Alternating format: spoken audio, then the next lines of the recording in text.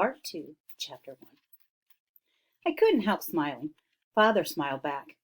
But in his gentle blue-gray eyes, I could read a question. I could never keep my thoughts secret from Father for long.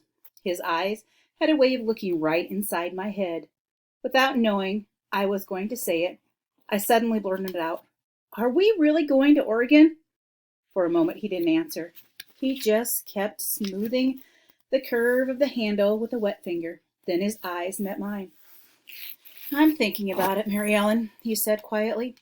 It was impossible to put into words the jumble of fears and regrets that swirled around inside my head. Indians and snowstorms, school, poetry, grandma.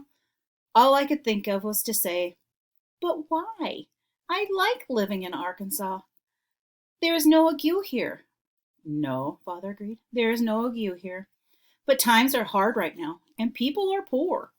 They have no money even to buy one of my pictures.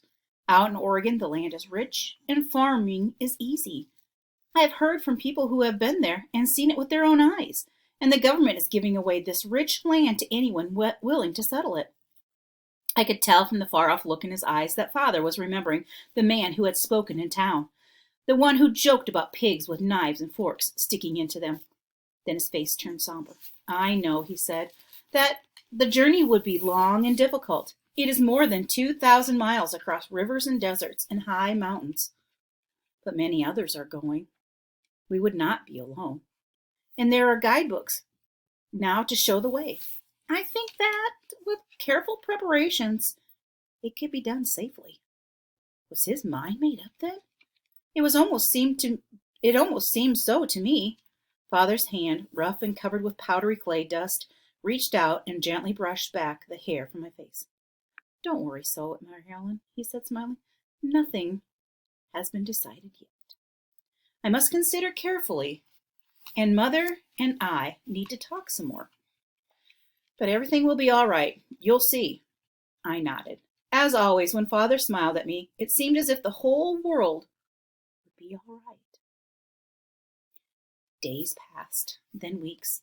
Still, the talk of Oregon went on. Now dry brown leaves crunched beneath our feet as Lavina and I walked to school, and at night wintry winds swirled around the chimney. More friends and relatives came to sit beside the fire. Some, like young pink-cheeked Cousin Fred and Mr. Pritchard, the storekeeper, brought with them glowing letters from those who had already made the journey west. Others, like bent-over old Aunt Harriet, came to offer warnings. Father no longer whistled as he walked out to the barn in the thin gray mist of the early morning, and Mother's mouth seemed permanently set in a straight line. At night, as I huddled under my star quilt, and another heavier one, I could hear their low voices through the floorboards, talking and talking.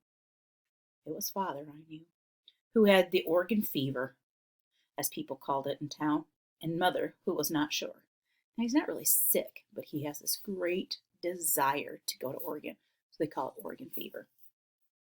Then, one evening in mid-December, just as we were finishing dinner, Father set down his knife and fork and turned to Mother. "Well, Angelina," he said, "what do you think about making the journey?" My breath caught, and I put my fork down, too. Mother was silent for a moment, looking down at her plate. Her face was so still and grave that I thought I knew what her answer must be. She's thinking she's going to say no.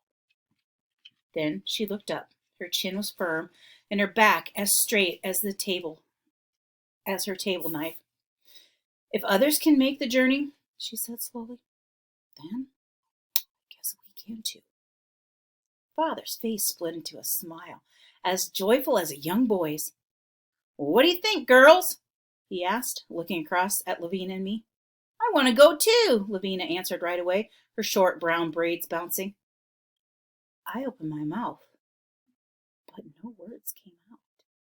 Inside my head, I was hearing George Kimball's voice. 14 killed, women and children. Hailstones as big as hen's eggs. And I was seeing Grandma's stricken face, the tears rolling down her cheeks as we drove away from her house back in Indiana. "Mary Ellen?"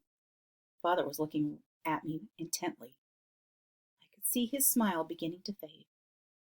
I could not bear to lose that smile. If you go, I said, my heart thudding in my chest, I will go too.